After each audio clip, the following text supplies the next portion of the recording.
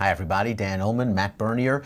The DRF.com Formulator race of the day for Wednesday, December the 14th. Race number 9 at Gulfstream Park. It's an allowance race, but maybe it's not your average allowance race because the number 1 Neolithic for Todd Pletcher, perhaps a gigantic favorite in this race, perhaps might end up going to the Pegasus World Cup. Maybe this is his sort of prep to get to that point coming out of the Discovery up at Aqueduct. We'll find out. He's even money on the morning line. I would imagine he's probably going to go off in that ballpark. Let's throw up the field for race number 9 at Gulfstream on Wednesday afternoon at 1 mile and a 16th for 3-year-olds and up. And remember, free Formulator Pass performances for this race available on the Race of the Day event page. Download, follow along with us. We'll begin with the heavy favorite, the number 1 Neolithic. Just missed in the Discovery last time out. It was a good effort. He was prompting the pace-setting winner, Stick Stately Dude. Just couldn't get by that one. Maybe the blinkers just finally got this horse to focus because he had shown some talent in his earlier races, but a lot of times it looked like he didn't know what he was doing. Yeah, the blinkers on certainly helped. There's a part of me that looks at that race as a whole, though. The Discovery, the pace was just glacial in that spot. Kind of compromised all the other contenders trying to come from off of it, and Stick Stately Dude and Neolithic went 1-2 the entire way. And you brought up an interesting point. Why is he here? Why isn't he running in the graded stakes race on Saturday? I know that Todd's got a couple, in the nominations for the Harlan's Holiday, which is technically the local prep for the Pegasus World Cup. He's got Keen Ice, and he's got Made from Lucky, and he's got Stanford. Neolithic, though, his owners, Starlight Racing, actually have a spot in the race. So you would think he would run there for a little bit more money, but Neolithic's going to be real tough. And Javier, you got to think, he's not fooling around from the rail. This horse has speed. Just go. I think speed nearest the rail, especially mile and 16th Gulfstream. You've got a quick run into that first turn. I don't think you get cute with it. Go on with it and try and last. Neolithic is way the horse to beat. The number 2 is Ender's Cat. This horse just ran 11 days ago in the Claiming Crown Jewel, where he was 114-1 against Royal Posse, and he ran an even 5th, but at least his Beyer speed figure, he got to his career best. Boy, jumping up in a big way recently. This entire form cycle off that long layoff, he's just started to continually get better. There's a part of me that looks at it and says he's just still not that good, though. His only win came for a tag, a $35,000, a maiden selling tag, and 3 starts back, only beaten a length. That race for a beaten claimer probably needs a little bit weaker. The 3 Juan and Bean is our favorite punching bag in New York. He's 1 for 22 lifetime, 10 third-place finishes, and he's riding a 21-race losing streak going into this race. I don't think he's the worst non-winner as a 2-life horse we've ever seen. He just needs a little class relief, and he's not getting it here. He's the kind of horse that has all the Beyer speed figures that you could possibly want, and it makes him look like a prime contender, but at the end of the day, he's Juan and Bina. He doesn't want to beat anyone.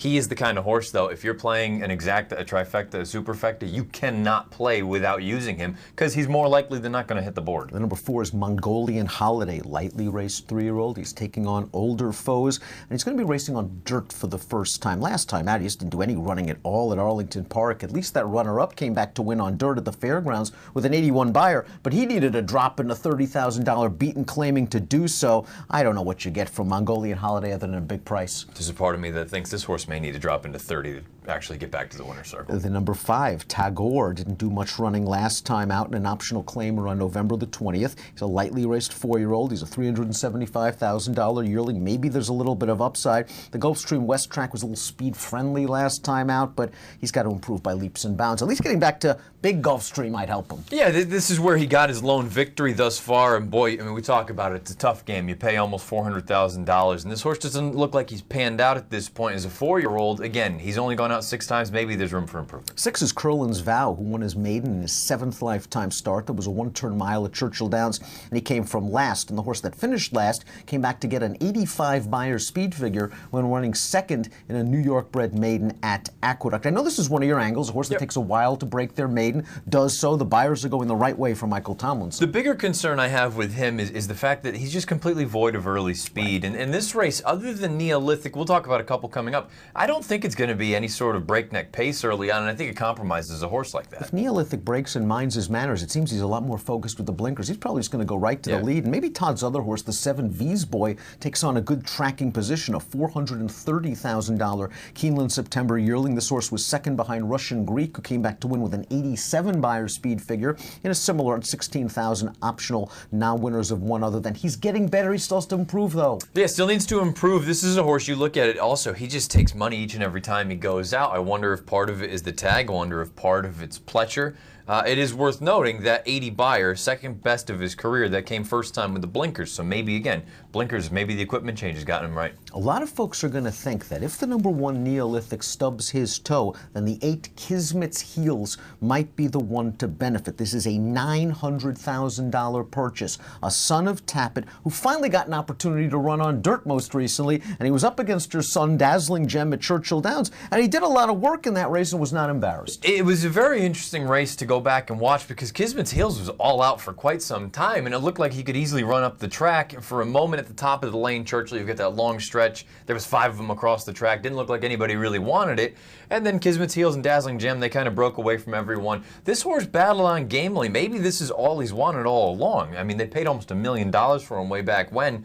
He used to be with Pletcher. How funny would that be if Pletcher gets beat with Neolithic by this horse? It wouldn't be funny for Todd at all. But at least for Mark Cassidy, he's got a little formulator fact in his corner for the number 8 Kismet's Heels. The past 4 years with 3-year-olds taking on older horses, making the third start off the layoff on dirt. It's an okay little number, 27%, 323. I don't think he's going to be up and on the pace in this race. I think Neolithic's a little faster than he.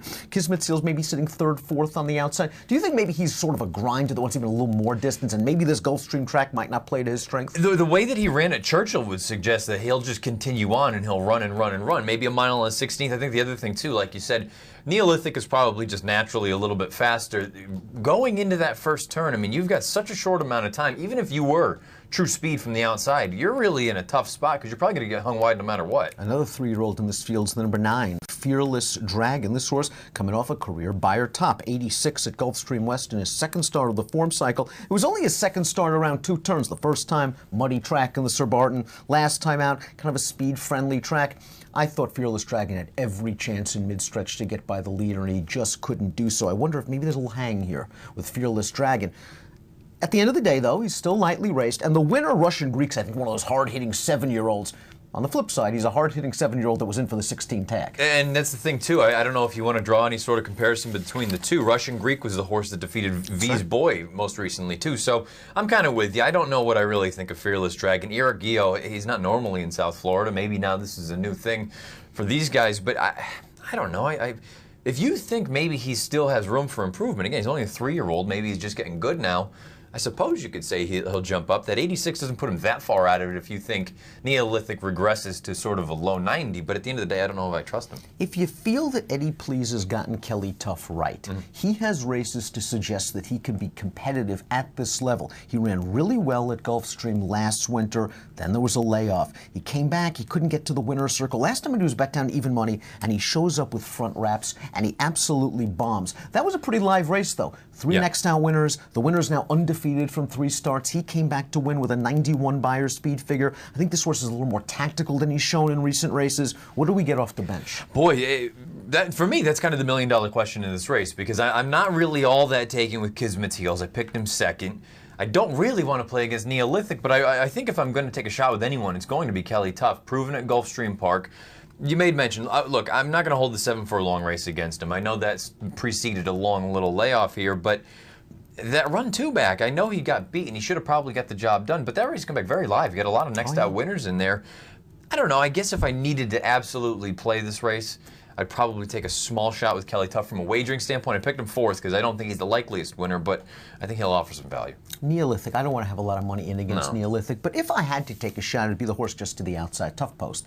The 11 Starship Zeus is no star. He's 2 for 25, 7 runner-up efforts. I thought his last race was okay. Now, if you think that Beyer is a little inflated, I can understand that. It was his career best in start number 25. But this is a horse that just hung out near the back of the pack. He made a nice little wide bid on the turn. He was about 4 or 5 wide into the stretch. And he tried. He couldn't get to the favorite, Rhythm Park. But looking at the chart of that race, the winner was up close. The third-place finisher was up close. He was the only horse making any kind of dent in the race from the back of the pack. Now, he may not get the pace he needs because I'm assuming this jock is just going to break and just get over to the inside, and he's given up a lot of ground going into the first turn. But maybe at 20-1 or so, if he doesn't win it, maybe he can clunk up and get a piece. Yeah, why not? Again, I think that's really what the plan is with this horse. He doesn't have much speed to begin with. You break from that outside post going into the first turn, just take him back, make your one run. I think he's going to be compromised. I think anyone coming from way out of it is going to be pace compromised.